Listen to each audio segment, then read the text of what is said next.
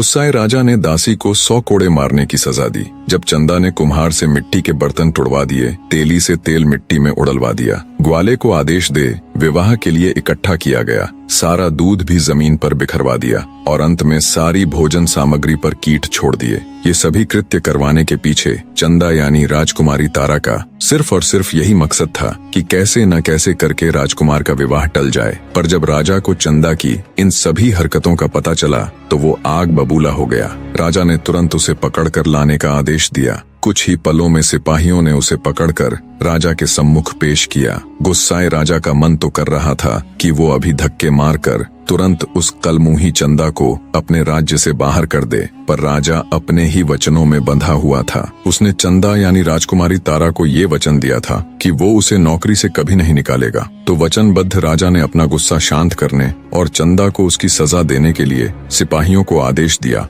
कि इसको 100 कोड़े मारे जाएं। कोड़े भी ऐसे कि हर कोड़े के साथ इसकी खाल उधड़ जाए। इसको पता तो चलना चाहिए कि इसने क्या जरूरत की है। राजा के आदेश पर राजकुमारी तारा को 100 कोड़े लगाए गए। कोड़े लगने से घायल बेचारी चंदा खून के आंसू रो रही थी। मारे दर्द के वो बिलबिला रही थी। कोड़े मारने की सजा पूरी होने पर सिपाही उसको उसकी झोपड़ी में छोड़ जाते हैं। वहां उसे उसी हालत में पड़े पड़े एक दिन और निकल जाता है। किसी ने भी राजकुमारी तारा की कोई सुध नहीं ली। एक तो कोड़ों की मार, ऊपर से राजकुमार की शादी का दुख, मानो दुनिया जहान के सारे दुख बेचारी राजकुमारी को एक साथ मिल गए हों। उसे सबसे ज्यादा दुख तो इस बात का था कि कल ही राजकुमार अभिमन्यु की शादी है। राजकुमार की शादी को टालने की उसकी हर योजना असफल हो चुकी थी। दुखी बैठी राजकुमारी तारा के मन में फिर से एक विचार आया, जिससे उसकी आंखें एक बार फिर चमक उठी। अचानक वो अपने सारे दुख दर्द भूल एक नई ऊर्जा के साथ उठ खड़ी होती है और अपने दर्द को भूल